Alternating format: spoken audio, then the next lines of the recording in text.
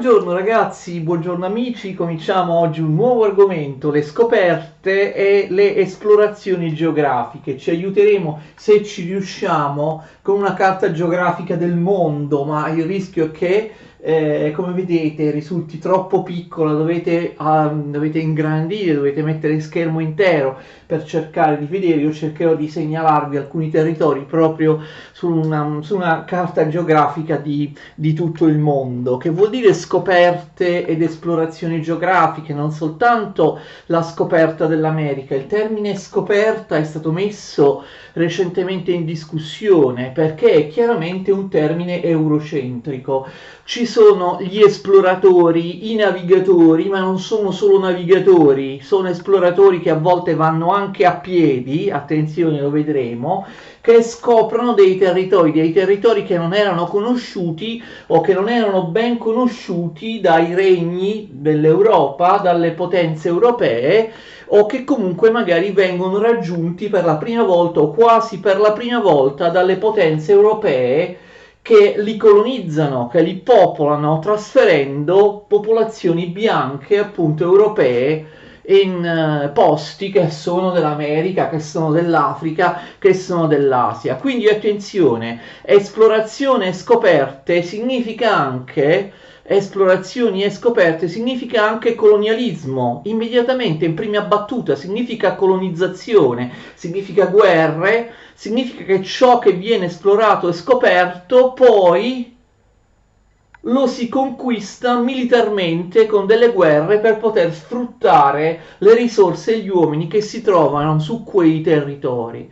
Quindi questi esploratori, queste persone che andavano in giro a nome delle potenze europee, non andavano a capire a scoprire delle terre semplicemente per una questione culturale, per allargare le conoscenze, per una volontà di aumentare le conoscenze scientifiche, per costruire nuove cartine dei nuovi continenti, dei continenti scoperti, tra virgolette, dei continenti del mondo, per conoscere meglio i posti del pianeta Terra. No, loro andavano lì non soltanto perché avevano questa voglia, questo brivido di trovare popolazioni, territori inesplorati, ma andavano lì con un ben preciso fine di conquista, di colonizzazione, di sfruttamento economico dei territori, tra virgolette, scoperti e di colonizzazione di questi territori. Questo ovviamente non bisogna dimenticarlo.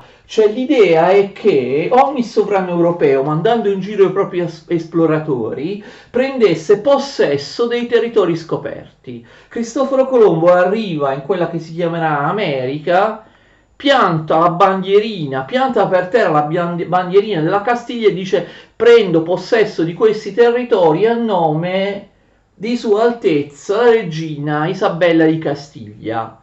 E quindi qualunque territorio dove Cristoforo Colombo e gli altri esploratori o navigatori arrivano, siccome loro viaggiano al servizio di una o dell'altra potenza europea, non appena, tra virgolette, scoprono quei territori scoperti, entrano a far parte di quel regno come proprietà personale, dinastico, patrimoniale del sovrano, della Castiglia, oppure della Francia o dell'Inghilterra, oppure del Portogallo. C'è quest'idea di possesso, di entrare in possesso del territorio che viene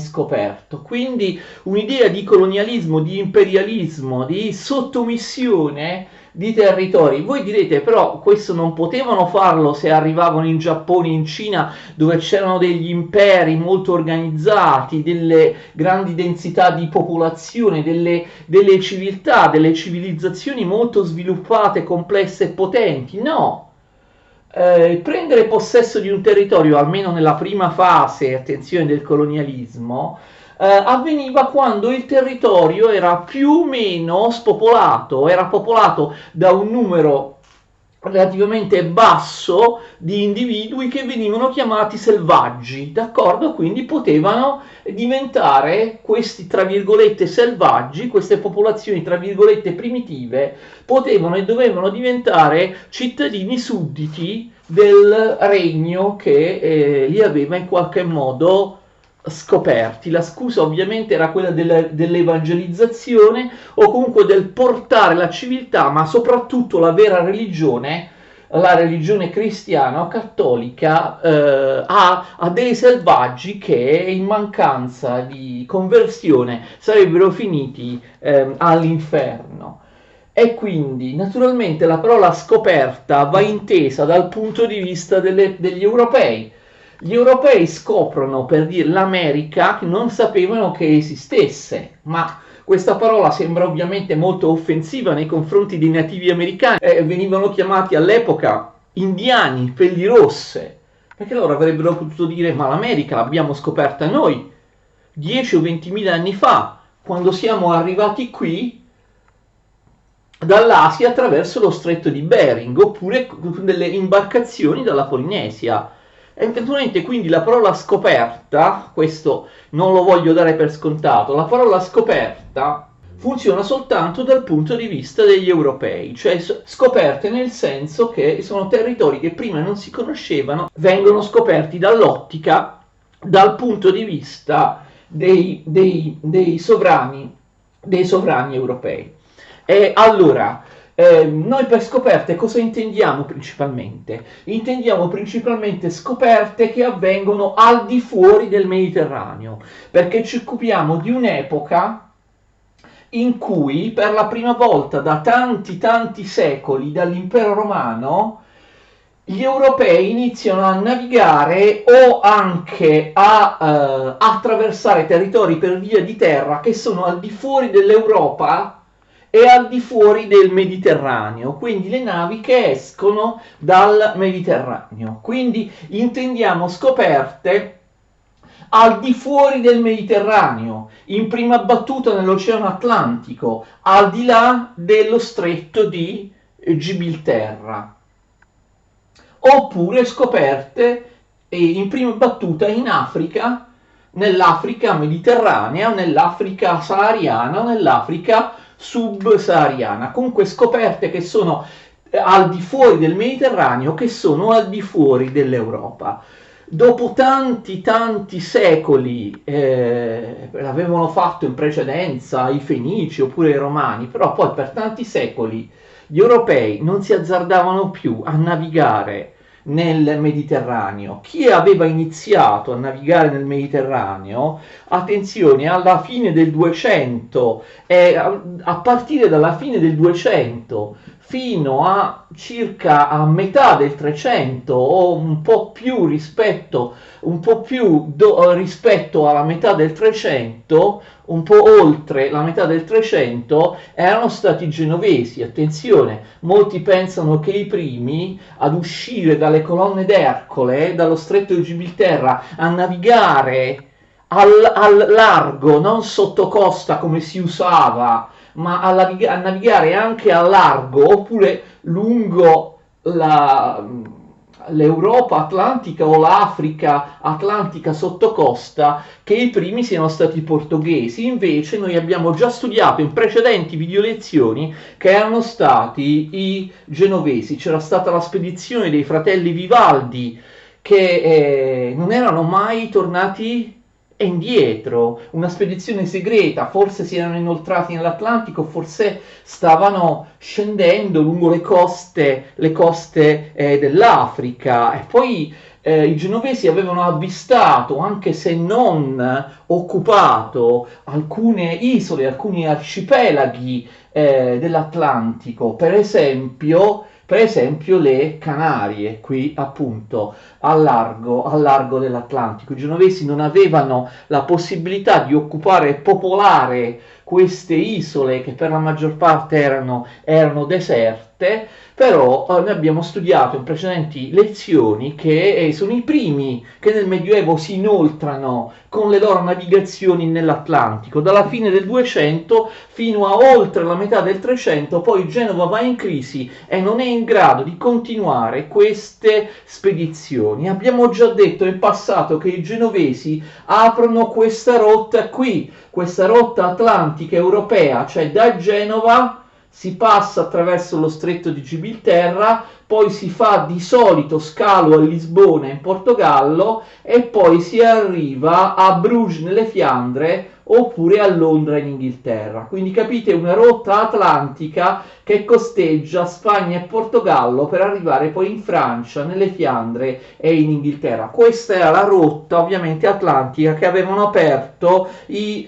genovesi. I genovesi però poi vanno in crisi e quindi poco dopo la metà del 300 non navigano più e per molti decenni nessuna potenza europea naviga più nell'Atlantico. Succede che però poi le navigazioni atlantiche sono appunto riprese dai portoghesi. Noi abbiamo già visto che il Portogallo si costituisce come la prima monarchia nazionale moderna veramente efficiente nel 1385. C'è una rivolta dei mercanti di Lisbona e di Porto che non ne possono più delle guerre feudali e quindi si ribellano, favoriscono la presa di potere da parte di una dinastia, ve la ricordate, gli Avis, ne abbiamo già parlato, il primo dei quali appunto 1385 è Giovanni d'Avis, una dinastia, gli Avis, che finanziano questi mercanti, questi navigatori nelle loro spedizioni. Quindi una dinastia che ha un maggiore interesse allo sviluppo della borghesia, del commercio e anche appunto del commercio, delle esplorazioni navali internazionali. Questo l'abbiamo già detto, no? Quando abbiamo parlato delle monarchie nazionali moderne. Il Portogallo è la prima, si può dire, in ordine di tempo delle monarchie nazionali moderne, quella in cui le guerre feudali finiscono prima degli altri, prima rispetto alle altre monarchie europee. Allora che succede? Giovanni I d'Avis che appoggia questi mercanti di Lisbona e questi navigatori. Ci sarà suo figlio, il figlio del re Giovanni I d'Avis, che non diventerà mai re, questo suo figlio, Enrico il Navigatore, già il soprannome dice tutto, che finanzierà e dirigerà le spedizioni navali portoghesi a partire dal 1410-1415, quindi lo Stato portoghese finanzia e appoggia i navigatori, viene creata una vera e propria scuola nautica a Lisbona. Enrico il Navigatore nasce nel 1394, fino alla sua morte avvenuta nel 1460, lui finanzierà le grandi spedizioni navali portoghesi che ovviamente continueranno anche dopo di lui. Lui era il secondogenito del re Giovanni I d'Avis e quindi non diventerà mai re del Portogallo. Le navi portoghesi escono dall'Atlantico, scoprono e si installano prima di tutto su alcuni piccoli arcipelaghi. 1419 Madeira e altre isole. Madeira o Madeira in portoghese, in italiano diciamo Madeira. La vedete dov'è Madeira? Se allargate bene fino allo schermo intero, la visualizzazione è qui. Madeira. Inoltre i portoghesi quindi arrivano a Madeira nel 1419 e poi attenzione occupano le Azzorre. Vedete dove sono le Azzorre? Rispetto a Madeira le Azzorre sono più a nord e più a ovest, sono come vedete molto all'interno dell'Atlantico, sono molto a largo le Azzorre. Vedete quanto distano dal Portogallo le Azzorre? Le Azzorre sono già in direzione dell'America, d'accordo? quindi occupano Madeira i portoghesi nel 1419 e le Azzorre nel 1420 26, d'accordo? Mentre invece le Canarie, che sono più a sud, le vedete qui, le Canarie sono a sud di Madeira, le vedete? Le Canarie vengono invece occupate dalla Spagna, o meglio dalla Castiglia, molto più tardi nel 1464. Spagna, o meglio Castiglia, che si metterà in mare e varerà le proprie spedizioni navali nell'Atlantico in maniera molto timida molto tempo dopo rispetto al Portogallo. Quindi abbiamo un'espansione nell'Atlantico. Cosa fanno i portoghesi? Sia Madeira sia le Azzorre, attenzione, sono isole spopolate. Cosa fanno i portoghesi? Che cosa se ne fanno? Si potrebbe pensare sono soltanto degli scogli che non servono a niente. No, il clima è favorevole per impiantare due tipologie di coltivazioni, sia lo zucchero sia il vino. Attenzione, qui siamo già a quello che è il prototipo di qualunque economia coloniale, anche nei Caraibi o in tantissime altre cose, tantissimi altri posti che vengono scoperti, occupati, colonizzati, popolati dai popoli europei. Cosa succede?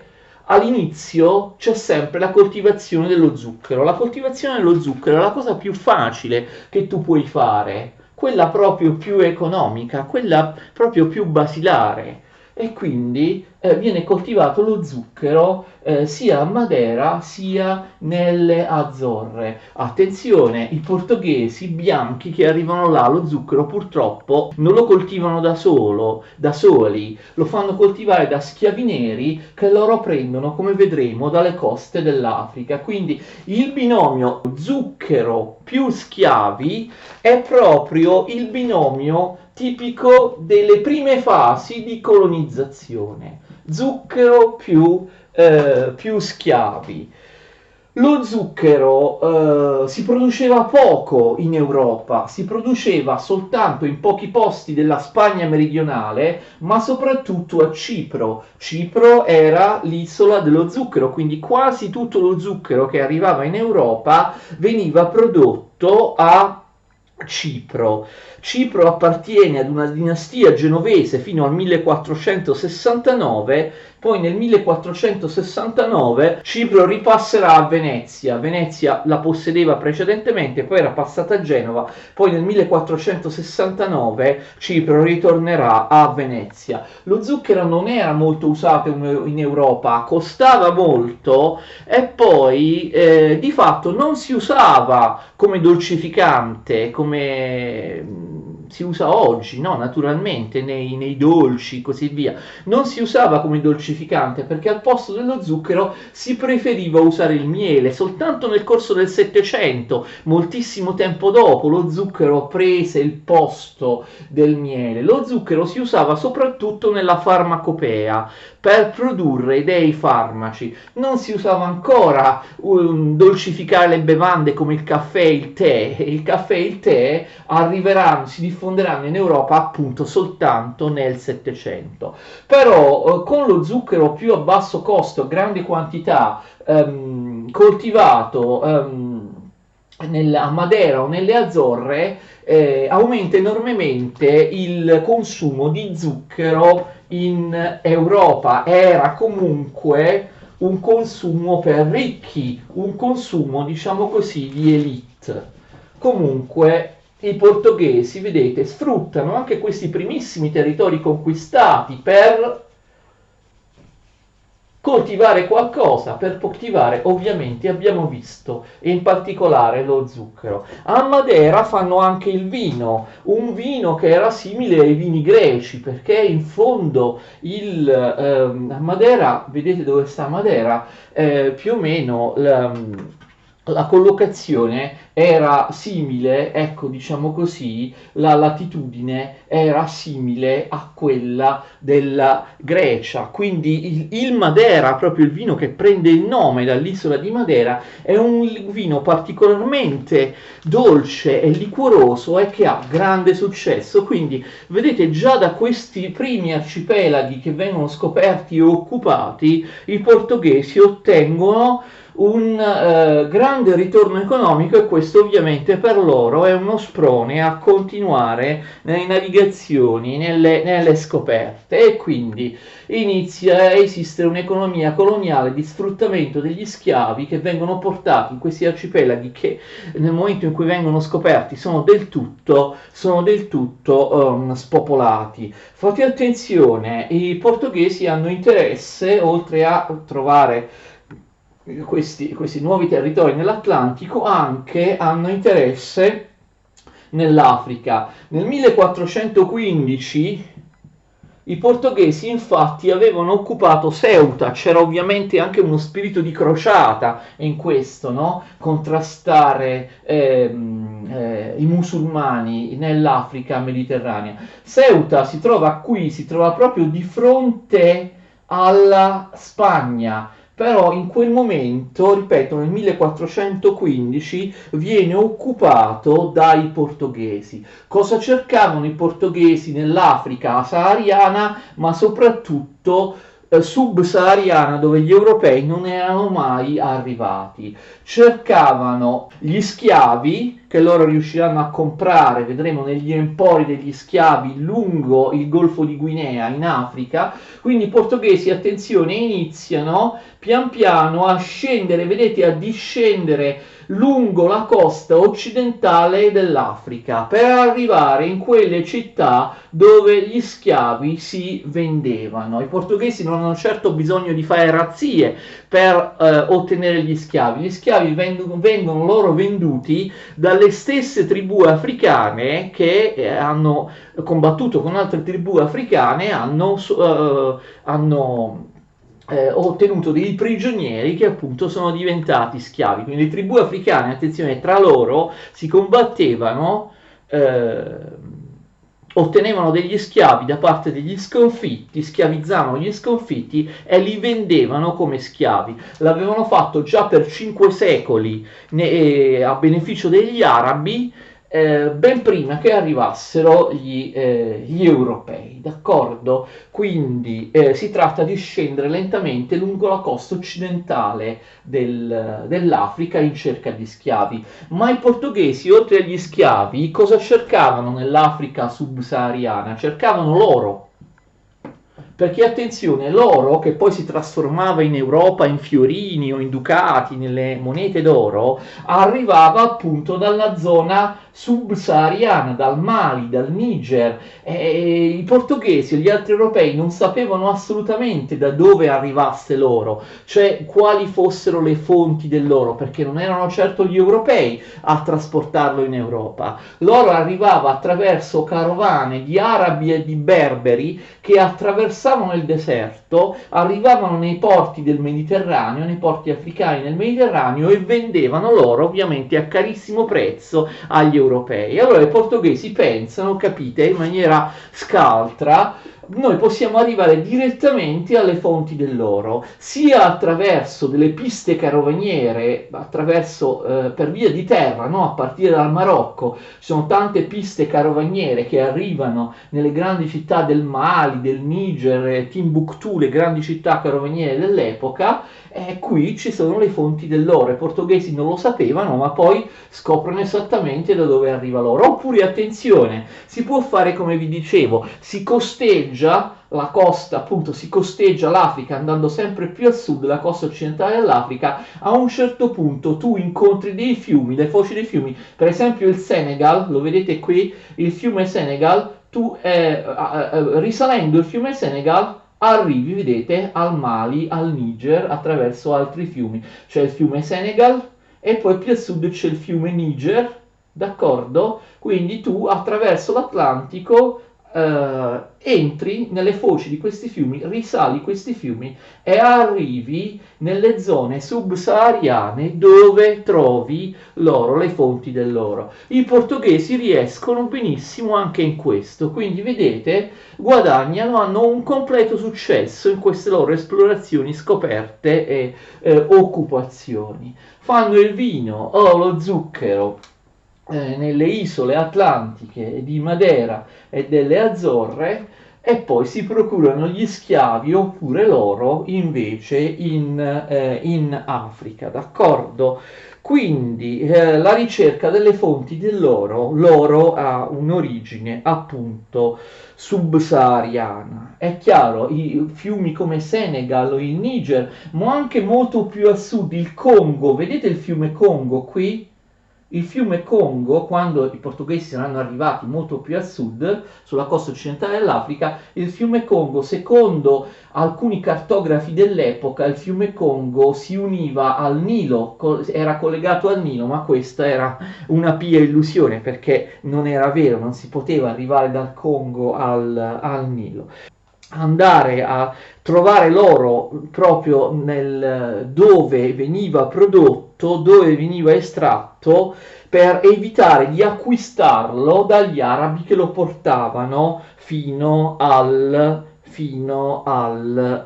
Mediterraneo. E inoltre poi gli portoghesi scendono sempre di più sotto costa, nonostante la difficoltà, le correnti, i venti, eccetera, sempre di più sotto costa lungo la costa occidentale dell'Africa. Le navigazioni lì non erano facili. I portoghesi usavano delle navi di invenzione abbastanza recente che si chiamavano caravelle. Queste caravelle erano piccole, però erano particolarmente veloci e maneggevoli. Perché? Che cosa succede? Le caravelle potevano sfruttare un vento che veniva da dietro e quindi navigare a favore del vento grazie a delle grandi vele quadrate, d'accordo? O comunque non proprio quadrate, diciamo rettangolari, d'accordo? Queste vele a forma di quadrilatero che si gonfiavano enormemente col vento in poppa. Però attenzione, le caravelle erano maneggevoli perché anche quando il vento doveva comunque sempre venire da dietro, attenzione, le navi all'epoca non potevano veleggiare contro vento, potevano andare contro vento soltanto con i remi, attenzione, quindi vedete la navigazione è difficile, se non trovi la corrente che ti spinge da dietro e devi scoprire in quale magari periodo dell'anno c'è la corrente marina che ti spinge da dietro oppure quel particolare vento che ti spinge da dietro, tu non puoi navigare. Però quando i venti vengono sempre da dietro ma non sono uniformi, sono variabili, no? Obliqui, cioè fanno così, d'accordo? Il vento viene sempre da dietro, però, d'accordo? Il vento viene da dietro, ma un po' viene così e è variabile, d'accordo? In quel caso si può navigare lo stesso con delle vele triangolari che hanno le caravelle, quindi due tipi di vele che possono essere cambiate velocemente e le vele triangolari, come tante altre innovazioni nautiche, vengono dall'Oceano Indiano, dalla Cina, sono arrivate non si sa bene come, esattamente come la bussola, come il timone di poppa. Gli europei non avrebbero potuto fare queste grandi navigazioni nell'Atlantico se non fosse migliorata la tecnologia della navigazione, quindi la bussola, il timone di poppa, la navigazione astronomica, le vele triangolari sono tutte cose che erano state inventate già in Cina e che comunque si usavano anche i mercanti arabi o indiani usavano nell'oceano Indiano. Ad ogni modo i portoghesi trovano numerosi problemi per andare sempre più a sud lungo la costa occidentale dell'Africa, dove loro si procurano, come abbiamo detto, gli schiavi. Nel 1444 i portoghesi scoprono le isole di Capo Verde al largo del Senegal, il punto più occidentale dell'Africa. Vedete dove sono le isole di Capo Verde? Qua. le isole di Capoverde vengono utilizzate ovviamente dai portoghesi per fare scalo per poi andare più a sud lungo la costa dell'Africa. Anche le isole di Capoverde sono spopolate, vengono popolate da schiavi portati dal Golfo di Guinea, quindi 1444, però poi i portoghesi hanno dei problemi non indifferenti. Pensate che loro sbarcano nel Senegal proprio di fronte a Capoverde nel 1445, ci mettono ben 15 anni per fare questo tratto che sembrerebbe piccolo e facile, d'accordo? Senegal, Gambia, Guinea, Sierra Leone, cioè da qui a qui. Quando, vedete, quando l'Africa inizia a girare verso est nel Golfo di Guinea, Senegal, Gambia, Guinea, Sierra Leone, per fare questo primissimo tratto della curva dell'Africa, i portoghesi ci impiegano 15 anni, dal 1445 fino al 1460. Pensate, ma si tratta di un tratto, ovviamente, ripeto, loro navigavano sotto costa, si tratta di un tratto abbastanza breve. I portoghesi avevano grossi problemi con i venti. Ripeto, per navigare potevi navigare soltanto con il vento che veniva da dietro rispetto alla nave. Quindi navigare significa anche fare anni e anni, decenni di spedizioni con tentativi, errori, disastri per scoprire dove sono le correnti, in quale periodo dell'anno ci sono correnti che vanno in quella direzione oppure in quell'altra, oppure i venti, dove spirano i venti. Anche qui i venti, come le correnti, possono essere variabili nelle varie stagioni, nei vari mesi dell'anno. Queste cose erano tenute segrete, capite? Per esempio la Castiglia aveva difficoltà a ripercorrere la strada dei portoghesi scendendo lungo la costa occidentale dell'Africa, perché non aveva le informazioni sulle correnti, sui venti. All'interno della scuola nautica di Lisbona le scoperte sulle correnti, sui venti erano tenute nascoste, erano un vero e proprio segreto di Stato. Quindi era difficile, bisognava trovare il vento giusto, la corrente giusta. E in particolare che cosa succede? Succede che lungo le coste occidentali dell'Africa i portoghesi trovano dei venti che si chiamano alisei, i venti alisei, che sono prodotti dalla rotazione della Terra, che rendono la navigazione molto difficile. Nella prima parte, ecco, quando l'Africa ancora non gira verso est ma si va verso sud-ovest, gli alisei non sono un problema, perché gli alisei spirano verso ovest, più a nord verso ovest, vedete? Oppure verso sud-ovest, quindi ti portano tranquillamente lungo la costa dell'Africa. Però a un certo punto, ovviamente, ti portano lungo la costa dell'Africa, però poi quando devi tornare, ovviamente il vento è a favore quando scendi lungo la costa dell'Africa, però poi quando devi tornare hai difficoltà a tornare perché gli alisei sono contrari. Problema, quando l'Africa inizia a girare verso est nel Golfo di Guinea, come abbiamo visto i portoghesi ci impiegano 15 anni per fare un pezzettino di itinerario, gli alisei soffiano in senso completamente contrario, cioè soffiano, attenzione, così, capite? Soffiano da sud-est a nord-ovest, capite? Da sud-est a nord-ovest. E quindi vedete qui Senegal, Guinea, come si fa a scendere? Gli alisei sono contrari, d'accordo? Allora, quindi che succede? Succede che i portoghesi trovano un trucco. Si tratta di non andare sempre sotto costa, di andare in mare aperto nell'Atlantico quando il vento è contrario. Cioè, che significa? Bisogna inoltrarsi nell'Atlantico, superare i venti contrari, scendere e poi ritornare. All'andata si fa così, si scende sotto costa fino a un certo punto, poi attenzione, ci si inoltra nell'Atlantico, si fa un giro largo, si superano gli alisei contrari e si arriva qui. Al ritorno la cosa è contraria, perché gli alisei ti portano tranquillamente fin qui al ritorno. Poi il giro largo nell'Atlantico lo devi fare a nord per evitare gli alisei contrari. Io mi rendo conto che forse su questa mappa geografica del mondo, su questa carta geografica del mondo, la cosa è difficile da capire, quindi cerco di riprodurla in qualche modo qui sulla lavagna, ok? Allora, questa è l'Africa, ok? E questo è il Golfo di Guinea, ok? Ci siamo? Questa è l'Africa. Allora, che cosa succede? Qui c'è il Portogallo e la Spagna, ok? Partono da qui il Portogallo. Allora, quando si tratta di scendere, finché l'Africa, vedete, va verso sud-ovest, tu hai gli alisei a favore, cioè i venti spirano in questa direzione, d'accordo? Quindi tu scendi senza problemi.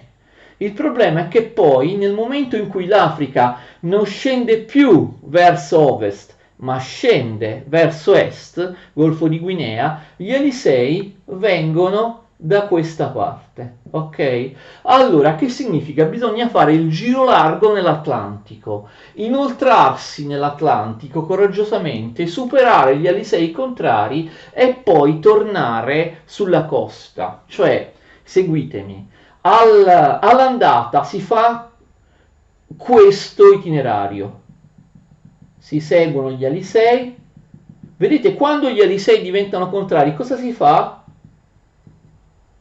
Si fa un giro largo nell'Atlantico, si fa a largo, si superano gli alisei e poi si rientra, capite, in Angola, oppure quando la rotta sarà perfezionata direttamente nella punta del Sudafrica, capite? Si fa così, si fa il giro largo e poi vedi si bypassano gli alisei e poi si ritorna si va a largo nell'Atlantico, si va verso sud e poi si rientra, ok? È chiaro?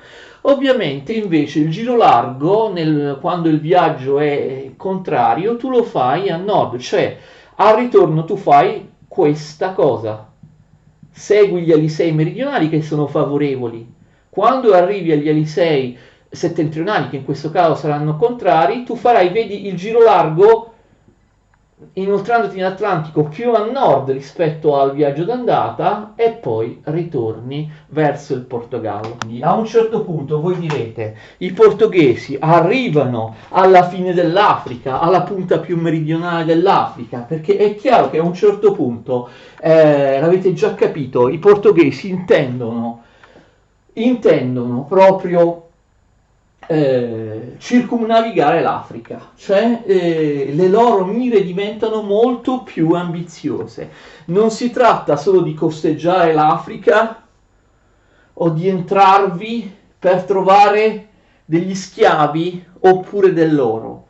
Si tratta a questo punto di aprire una rotta circumnavigando l'Africa ed arrivando in quelle che all'epoca venivano chiamate le Indie, cioè non solo l'attuale India, ma l'Indonesia, la Cina, il Giappone, le Filippine, eccetera, o territori che magari non si sapeva nemmeno cosa fossero, dove esistessero. Quindi i portoghesi, nonostante gli alisei, riescono ad arrivare, diciamo, come abbiamo visto in posti come la Sierra Leone, abbiamo visto ci mettono 15 anni dal Senegal alla Sierra Leone, questo breve tratto ci mettono 15 anni, dal 1445 al 1460, ce ne mettono 22 dalla Sierra Leone fino a doppiare l'equatore. Qui, d'accordo, l'equatore è questo, ok? Quindi dalla Sierra Leone all'equatore ci mettono altri 12 anni, d'accordo? Quindi dal Senegal alla Sierra Leone 1445-1460, dalla Sierra Leone al all'equatore, poi più a sud all'Angola, dal 1460 al 1482. Vedete quanto sia difficile. Ci vogliono anni, ci vogliono decenni per riuscire a capire dove sono i venti, dove sono le correnti convenienti. Soltanto dopo il 1482 i portoghesi riescono a doppiare l'equatore. Ovviamente restano un po' depressi, no? Perché, come forse avete già capito, la loro idea, la loro speranza è che l'Africa finisse qui, no? Che l'Africa fosse piccola. Questo dipende anche dall'antica teoria di Tolomeo e dalla cartografia che ne era derivata. L'idea che l'Africa non fosse molto lunga, che finisse a un certo punto e che si passasse facilmente all'Oceano Indiano. Capite che quando i portoghesi non sanno minimamente dove sia la fine dell'Africa, quale sia la forma dell'Africa, non sanno nulla. Quando i portoghesi vedono che l'Africa gira verso est, nel Golfo di Guinea, capite? Pensano che l'Africa sia finita qui, capite così? Che l'Africa sia finita qui. Andando lungo il Golfo di Guinea, loro pensano di essere arrivati alla punta meridionale dell'Africa. Ovviamente immaginate la loro sorpresa negativa quando invece si rendono conto che il Golfo di Guinea è appunto un golfo, cioè finisce, l'Africa piega e inizia per tantissimo, per un territorio molto lungo, l'Africa inizia a piegare verso sud. Il clima diventa sempre più freddo, i portoghesi arrivano in Angola, arrivano sempre più a sud, sembra che l'Africa non finisca mai, quindi a un certo punto sembrano perdere le speranze. Nel 1483, subito dopo aver doppiato l'equatore, loro scoprono, come vi ho già detto, il fiume Congo, scoprono il fiume Congo, ma ancora prima le due isolette che si trovano proprio sulla linea dell'equatore, quasi Sao Tomé e Principe, che diventano anche qui uno dei loro scali. Poi arrivano appunto al fiume Congo, si rendono conto che le stelle sono completamente diverse, non c'è più la stella polare, c'è la Croce del Sud. Comunque se lo potevano gli astronomi, questo se lo aspettavano, e insomma 1483-1484 i portoghesi sono qui, non sanno dove finisca l'Africa e insomma il clima diventa sempre più freddo perché si va verso il polo sud.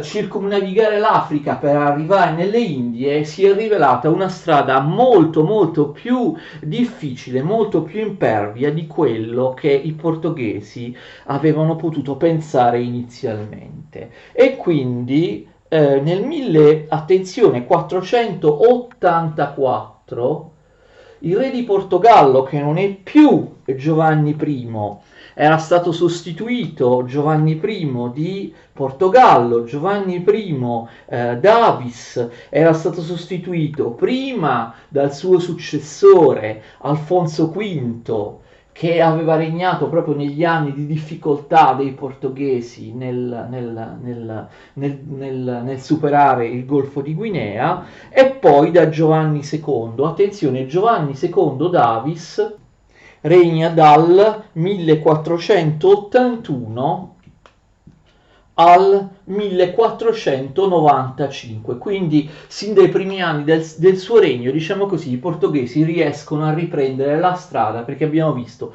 subito dopo il 1481 riescono a doppiare l'equatore e ad andare facilmente sempre più giù. Giovanni II Davis si vede chiedere udienza da un navigatore genovese che appunto si chiama Cristoforo Colombo.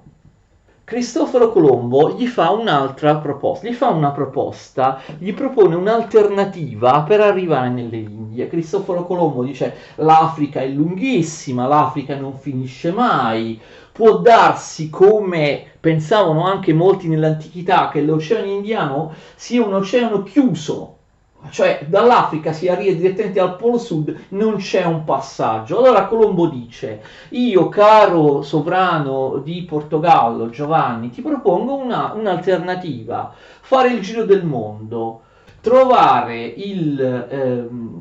il Levante par el Poniente, trovare il Levante, l'est, andando verso il ponente, verso ovest, cioè si fa il giro del mondo. Vedete, al Portogallo si fa il giro del mondo attraverso l'Atlantico, si arriva facilmente in Giappone e Cina. Si tratta di circumnavigare il globo. Colombo è convinto che sia una strada molto più conveniente, molto più agevole, molto più breve. Qualcuno di voi dirà: ma magari all'epoca pensavano che la Terra fosse piatta. Non è assolutamente vero. Questo è uno dei grandi pregiudizi nei confronti del Medioevo. Nessuno nel Medioevo, e anche la maggior parte dei greci e dei romani nell'antichità, non pensavano che la Terra fosse piatta. Tutti sapevano che la Terra era sferica e che quindi teoricamente Colombo aveva ragione, cioè si potrebbe navigare andando verso occidente, facendo il giro del mondo e ritrovarsi in Giappone, in Cina. E questa era l'opinione anche di Aristotele. Per Aristotele la Terra era sferica. Era l'opinione anche di Tolomeo, che costruì una cartografia e un'astronomia basandosi su Aristotele, aggiustando l'astronomia di Aristotele nel secondo secolo d.C. ed era l'opinione di tutti i saggi medievali. Qual era il problema per cui il re Giovanni II di Portogallo e i sapienti a cui lui si rivolge per far esaminare la fondatezza, la fattibilità della proposta di Colombo, cioè i maestri dell'Università di Coimbra, l'università portoghese di Coimbra? Qual è il problema? Il problema è la distanza. Tutti sapevano, ovviamente nessuno sapeva che di mezzo c'era l'America. Immaginate che non ci fosse. Tutti sapevano che effettivamente se non ci fosse stata l'America, l'Atlantico poteva, attraverso il giro del mondo, portare dall'Europa fino alle cosiddette Indie. Le Indie, ricordo, era chiamata così l'Asia orientale, il Giappone, la Cina, tutti questi posti qui. Allora, il problema era la distanza, cioè, secondo i saggi di Coimbra, come moltissimi altri personaggi all'epoca, astronomi del mondo cristiano, astronomi europei, la distanza era eccessiva. Per Colombo non era così. Colombo si basava sui calcoli errati di un geografo italiano che si chiamava Toscanelli. Toscanelli aveva pensato che Tolomeo e gli altri avessero sbagliato, che il mondo fosse molto più piccolo di quello che si pensava e che quindi anche la distanza tra il Portogallo e il Giappone, cioè l'ampiezza dell'Oceano Atlantico, fosse molto minore di quella che si pensava. Ma Colombo sbagliava. Colombo pensava inutile fare troppi numeri. All'epoca si usava un'unità di misura che era il miglio marino. La reale distanza tra Portogallo e Giappone è 11.000 miglia marine. Colombo sbagliava, pensava, andava ripetendo, se noi vediamo anche nelle lettere che lui scrive, che il mondo fosse piccolo, fosse molto più piccolo e che l'Atlantico fosse molto più piccolo. Lui pensava che, pensate, l'Atlantico e in generale il pianeta Terra fosse 4 volte e mezzo più piccolo di quello che era. Cioè la distanza reale è 11.000 miglia. Colombo pensava che la distanza tra Portogallo e Giappone fosse 4 volte e mezzo minore rispetto a 11.000 miglia e che quindi in fondo l'Atlantico fosse piccolo e dal Portogallo al Giappone, quanto vuoi che sia, insomma, si arriva facilmente. Pensate che Colombo addirittura credeva che la distanza tra Portogallo e Giappone non fosse maggiore rispetto alla distanza massima est-ovest nel Mediterraneo, cioè la distanza, per esempio, tra Gibilterra e la Siria. Vedete? La distanza tra Gibilterra e la Siria. cioè dal punto più occidentale al punto più orientale del Mediterraneo, questo corrispondesse alla distanza tra il Portogallo e il Giappone. Era ovviamente assurdo tutto questo. Colombo sbagliava, capite?